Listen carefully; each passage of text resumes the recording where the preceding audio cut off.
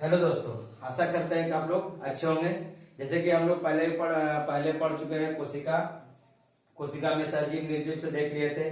सजीव निर्जीव से कोशिका का खोज किसने किया था? रॉबर्ट हुक ने किया था। उसके बाद सभी अंगाणु के बारे में हम लोग कल पार्ट 2 में देखेगा। आज पार्ट 3 में हम लोग देखेंगे कि कौन सा अंगाणु किस में पाया जाता है, कौन प्राणी कोशिका में है, कौन पादप कोशिका में। ठीक है, कौन प्राणी कोशिका में और कौन पादप कोशिका में। इसके बाद हम लोग देखेंगे यूकैरियोटिक और प्रोकैरियोटिक। इसके बाद आप अपना क्वेश्चन को बनाइए। क्वेश्चन बनाने के बाद आपका क्वेश्चन लगेगा, लगा करके देखिएगा, आपसे फिर बनने लगेगा। बोला कि कोशिका भित्ति किसमें पाया जाता है? तो कोशिका भित्ति पादप कोशिका में पाया जाता है, प्राणी कोशिका में नहीं पाया जाता। तो हम लिख देंगे नहीं पाया जाता है, नहीं पाया जाता है, नहीं पाया जाता है। तो कोशिका भित्ति किसमें नहीं पाया जाता? तो प्राणी कोशिका में नहीं पाया जाता है, पादप कोशिका में पाया जाता है, पादप कोशिका में पाया जाता है। इसके बाद हम लोग देखते हैं कि कोशिका झिल्ली किसमें पाया जाता है? तो कोशिका झिल्ली या प्लाज्मा झिल्ली या तो सेल मेम्ब्रेन, जो भी बोलेंगे हम लोग, प्लाज्मा झिल्ली, कोशिका झिल्ली या सेल मेम्ब्रेन। तो ये क्या होता है? दोनों में पाया जाता है। प्राणी कोशिका में भी पाया जाता है, प्राणी कोशिका में भी पाया जाता है, पादप कोशिका में पाया जाता है। प्राणी कोशिका में भी पाया जाता है, पादप कोशिका में भी पाया जाता है। उसके बाद देखते हैं साइटोप्लाज्म। तो साइटोप्लाज्म में क्या होता है? तो साइटोप्लाज्म हम लोग देखते हैं कि साइटोप्लाज्म भी दोनों में पाया जाता है। प्राणी कोशिका में पाया जाता है, प्राणी कोशिका में पाया जाता है और पादप कोशिका में पाया जाता है। साइटोप्लाज्म जो है प्राणी कोशिका में पाया जाता है, पादप कोशिका में पाया जाता है। न्यूक्लियस, न्यूक्लियस तो एकदम दोनों में पाया जाएगा।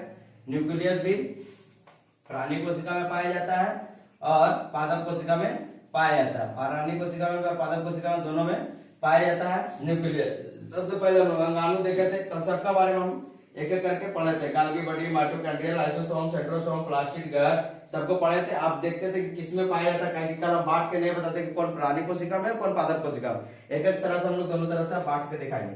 माइटोकॉन्ड्रिया दोनों में पाया जाएगा, इसमें भी पाया जाएगा, इसमें भी पाया जाता है और इसमें भी पाया जाता है, इसमें भी पाया जाता है, दोनों में पाया जाता है। उसके बाद गाल्गी बॉडी भी दोनों में पाया जाता है। क्या देखिए, माइटोकॉन्ड्रिया जो था ऊर्जा बनाने का काम करता था। न्यूक्लियस जो सब पर कंट्रोल करके रखता है, जितनी भी कोशिकाएं हैं सब पर कंट्रोल करके कौन रखता है? तो न्यूक्लियस रखता है। गाल्गी बॉडी इसमें भी पाया जाता है, इसमें भी पाया जाता है, इसमें भी पाया जाता है, दोनों में पाया जाता है। ठीक है, उसके बाद लाइसोसोम। तो लाइसोसोम देखिए प्राणी कोशिका में पाया जाता है, प्राणी कोशिका में पाया जाता है। लाइसोसोम प्राणी कोशिका में पाया जाता है, प्राणी कोशिका में पाया जाता है, लेकिन जब पादप कोशिका में नहीं पाए थे। यहाँ क्या पाया जाएगा? तो गहर जो वैक्यूल्स होता है ना, जो यहाँ पर जैसे मान लीजिए इसका जो काम करता है लाइसोसोम, जो एंजाइम का काम यहाँ पे करता है प्राणी कोशिका में, इसमें गहर के रूप में होता है, जिसको हम लोग वैक्यूल्स कहते हैं। यहाँ पे वैक्यूल्स करता है, यहाँ पे कौन करता है? वैक्यूल्स करता है। सेंट्रोसोम, सेंट्रोसोम प्राणी कोशिका में पाया जाता है, लेकिन पादप कोशिका में पाया नहीं जाता है। सेंट्रोसोम प्राणी कोशिका में पाया जाता है, प्राणी कोशिका में पाया जाएगा, लेकिन पादप कोशिका में नहीं पाया जाता, पादप कोशिका में नहीं पाया जाता है सेंट्रोसोम। अब देखिए प्लास्टिड, प्लास्टिड जो है वो प्लास्टिड जो प्राणी कोशिका में नहीं पाया जाएगा, प्राणी कोशिका में नहीं पाया जाता है और इसमें पाया जाता है। प्लास्टिड कितने प्रकार का होता है? तो प्लास्टिड 3 प्रकार का होता है। एक होता है प्लास्टिड होता है, वो हरित लवक होता है, वो वर्णी लवक होता है, अवर्णी लवक होता है, जिसको हम लोग क्लोरोप्लास्ट, ल्यूकोप्लास्ट और क्रोमोप्लास्ट कहते हैं। तो प्लास्टिक कितने प्रकार का होता है? तो प्लास्टिक 3 प्रकार का होता है, हम इसका आगे बता देंगे। उसके बाद होता है गहर वैक्यूल्स। वैक्यूल्स प्राणी कोशिका में नहीं पाया, वैक्यूल्स जो है प्राणी कोशिका में पाया जाता है, छोटी अंश में पाया जाता है, मतलब छोटी मात्रा रहता है वैक्यूल्स का, छोटी मात्रा रहता है, लेकिन इसमें क्या रहता है? बड़ी मात्रा रहता है, बड़ी जगह इसका वैक्यूल्स। पादप में क्या होता है? बड़ी जगह लगता है और गहर जो है इसकी छोटी जगह रहता है। प्राणी कोशिका में छोटी जगहों में रहता है और ये जो है पादप कोशिका में बड़ी जगह में रहता है वैक्यूल्स। तो फिर से हम लोग देखते हैं अंगाणु का नाम, प्राणी कोशिका, पादप कोशिका, किसमें कौन पाया था? इसको अलग अलग हम लोग करके देख रहे हैं। कोशिका भी प्राणी कोशिका में नहीं पाया था, पादप कोशिका में पाया जाता है। प्लाज्मा झिल्ली, सेल मेम्ब्रेन जिसको बोलते हैं, ये प्राणी कोशिका में पाया जाता है, पादप कोशिका में भी पाया जाता है। और साइटोप्लाज्म जो है ये भी प्राणी कोशिका में पाया जाता है और पादप कोशिका में पाया जाता है। न्यूक्लियस जिसको हम लोग केंद्रक बोलते हैं, केंद्रक दोनों में पाया था, प्राणी में भी और जंतु कोशिका, पादप कोशिका या तो उद्भिज बोलते हैं, उद्भिज लिख देते हैं, क्योंकि आप लोगों की किताब में उद्भिज दिया हुआ, पादप नहीं, उद्भिज। ठीक है, माइटोकॉन्ड्रिया भी दोनों में पाया जाएगा। माइटोकॉन्ड्रिया इसमें भी ऊर्जा की दरकार पड़ता है, इसमें भी ऊर्जा का जरूरत पड़ता है। गाल्गी बॉडी इसमें भी परिवहन का काम करता है, इसमें भी परिवहन का काम, दोनों पाया था। लाइसोसोम इसमें पाया था, प्राणी कोशिका में लाइसोसोम पाया जाता है और इसमें क्या पाया जाता है, वैक्यूल्स जो गार का काम करता है, जो यहाँ राइसोम करता है। सेंट्रोसोम प्राणी कोशिका में पाया जाता है, लेकिन पादप कोशिका या उद्भिज में नहीं पाया जाता है। प्लास्टिड जो है इसमें प्राणी कोशिका में नहीं पाया जाता है, और इसमें क्या होता है, पादप कोशिका या तो उद्भिज में पाया जाता है। गहर जो है प्राणी कोशिका में छोटी जगह में होता है, और ये क्या होता है, बड़ी जगह में होता है, बड़ी मात्रा में होता है गहर इसमें, और इसमें क्या होता है, छोटी जगह, जिसको हम लोग क्या कहते हैं, वैक्यूल्स कहते हैं। अब इसके आगे देखते हैं कि प्लास्टिड कितने प्रकार के हैं। प्लास्टिड के तीनों प्रकार के अलग अलग नाम हम लोग जानेंगे। प्लास्टिड 3 प्रकार के होते हैं, ठीक है। और उसके बाद प्रोकैरियोटिक, यूकैरियोटिक पूरा पढ़ लेंगे, उसके बाद जानेंगे, उसके बाद आप अपना क्वेश्चन लगा के देखिएगा।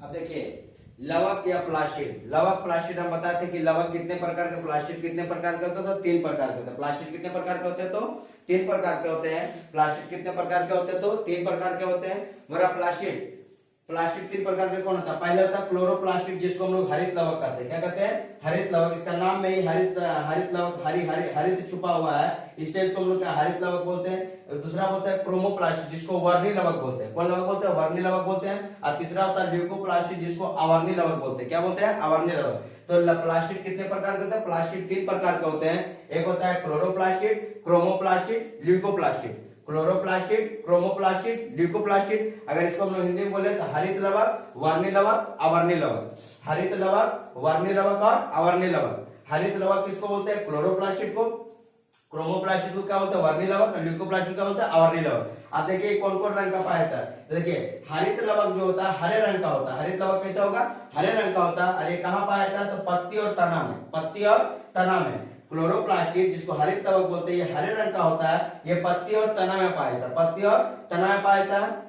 वर्णी लवक नौरंगी, लाल, पीला, हरे को छोड़ करके, वर्णी लवक नौरंगी, लाल और पीला, हरे को छोड़ करके इसमें क्या वर्णी लवक पाया जाता है, जिसको हम लोग क्रोमोप्लास्टिड कहते हैं। ये क्या करता है, फल और फूल के रंग को निर्धारित करता है। फल और फूल के रंग को क्या करता है, निर्धारित करता है। कौन करता है, तो वर्णी लवक, जिसको हम लोग क्या बोलते हैं, क्रोमोप्लास्टिड। आगे आता है ल्यूकोप्लास्टिड, जिसको हम लोग कहते हैं अवर्णी लवक। ये रंगहीन होता है। ये क्या होता है, रंगहीन होता है। और ये कहाँ पाया जाता है, तो जड़ में पाया जाता है। कहाँ पाया जाता है, जड़ में। तो हरित लवक कहाँ पाया जाएगा, तो पत्ती और तना में, जहां पे हरा रहेगा, जो प्रकाश संश्लेषण क्रिया करता है हरित लवक के द्वारा या तो क्लोरोप्लास्टिड के द्वारा। अब क्रोमोप्लास्टिड जो नौरंगी, लाल और पीला, नौरंगी, लाल और पीला, हरे को छोड़ करके, नौरंगी, लाल और पीला, हरे को छोड़ करके ये फल और फूल के रंग को निर्धारित करता है। फल और फूल के रंग को निर्धारित कौन करता है, तो वर्णी लवक करता है। और ल्यूकोप्लास्टिड जो अवर्णी लवक है, ये रंगीन होता है। ये कहाँ पाया जाता है, तो जड़ में पाया जाता है। इसके आगे हम लोग देखते हैं यूकैरियोटिक और प्रोकैरियोटिक।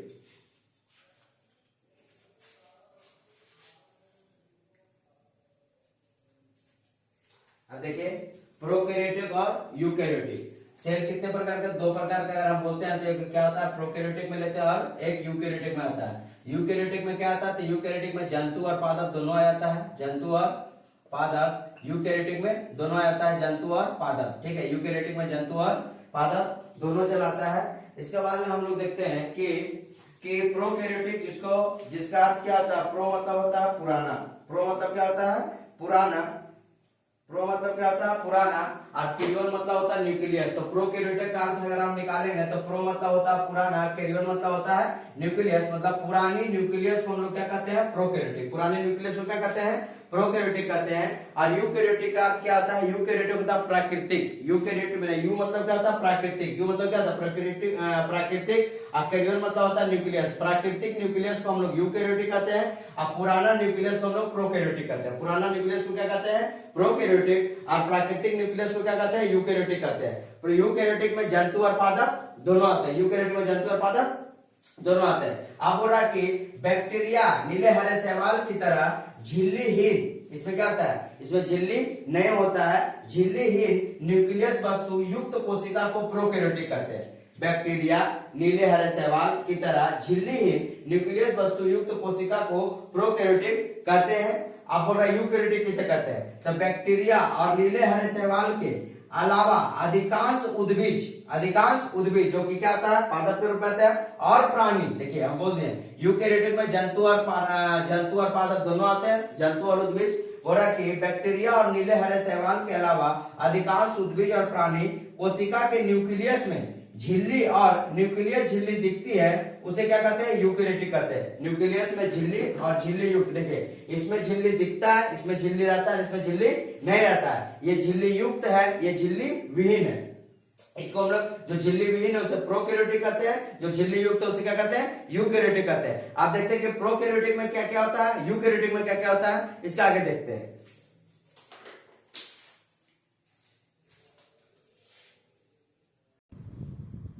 देखिए प्रोकैरियोटिक की आकृति कैसी होती है, तो प्रोकैरियोटिक की आकृति छोटी होती है। प्रोकैरियोटिक की आकृति कैसी होती है, छोटी होती है। लेकिन यूकैरियोटिक की आकृति कैसी होती है, बड़ी होती है। यूकैरियोटिक की आकृति कैसी होता है, बड़ी होती है। यूकैरियोटिक मतलब क्या होता था, यूकैरियोटिक का अर्थ हम लोग पहले पढ़े थे, क्या था, प्राकृतिक न्यूक्लियस, प्राकृतिक न्यूक्लियस। और इसका क्या पढ़ा था हम लोग, पुराना न्यूक्लियस। इसका शोषण जीवदर से करता है। इसका शोषण किसके द्वारा होता है, तो माइटोकॉन्ड्रिया के द्वारा। प्रोकैरियोटिक के शोषण जीवदर से करता है और इसका शोषण जो होता है माइटोकॉन्ड्रिया के द्वारा होता है। इसमें डीएनए अविकसित होता है और केंद्रक भी क्या होता है, अविकसित होता है। राइबोसोम 70S का होता है, ठीक है। जो राइबोसोम है वो 70S का होता है और इसकी केंद्रक क्या होता है, अविकसित होता है। डीएनए भी अविकसित होता है। लेकिन इसकी कोशिका भित्ति, इसकी जो कोशिका भित्ति होती है, पादप में कोशिका भित्ति पाया था, तो सेल्यूलोज की बनी होती है। डीएनए विकसित होता है और इसके साथ साथ इसमें देखिए, इसमें माइटोकॉन्ड्रिया नहीं पाया जाता है, जैसे माइटोकॉन्ड्रिया पाया जाता है। इसमें गाल्गी बॉडी नहीं पाया जाता है, इसमें गाल्गी बॉडी पाया जाता है। इसमें सेंट्रोसोम नहीं पाया जाता है, इसमें सेंट्रोसोम पाया जाता है, क्योंकि जंतु कोशिका के लिए सेंट्रोसोम जरूरी है। इसमें लाइसोसोम नहीं पाया जाता है प्रोकैरियोटिक में। इसमें लाइसोसोम इत्यादि सब क्या होता है, पाया जाता है। इसमें राइबोसोम जो होता है कितने प्रकार का होता है, तो 80S प्रकार का होता है, ठीक है। इसमें राइबोसोम 70S, इसमें राइबोसोम 80S होता है। आप लोग यूकैरियोटिक, प्रोकैरियोटिक, लावा, जंतु कोशिका क्या है, पादप कोशिका क्या है, जितने भी अंगाणु है, माइटोकॉन्ड्रिया, प्लास्टिड, वैक्यूल्स, उसके बाद सेंट्रोसोम, कोशिका झिल्ली, सभी को एक एक प्रकार से हम लोग सही प्रकार से हम लोग देख लिए हैं। राइबोसोम जिसको हम लोग प्रोटीन का फैक्ट्री कहते हैं, माइटोकॉन्ड्रिया कोशिका का ऊर्जा घर कहलाता है ना, अंतर्द्रव्य प्रजालिका, एंडोप्लाज्मिक रेटिकुलम, तो सभी को एक एक तरह से सभी तरह से देख चुके हैं। अब इसके बाद आप लोग एक एक करके कॉपी में नोट कर लीजिएगा और क्वेश्चन बनाइएगा। क्वेश्चन बनाने से आपको क्या होगा कि समझ में आएगा कि हाँ हम इतना पढ़े हैं तो इतना हम जानते हैं। और बाकी बात अगर कोई भी अगर आपको असुविधा या त्रुटि लगे तो आप जरूर कमेंट करिएगा। इसके लिए धन्यवाद।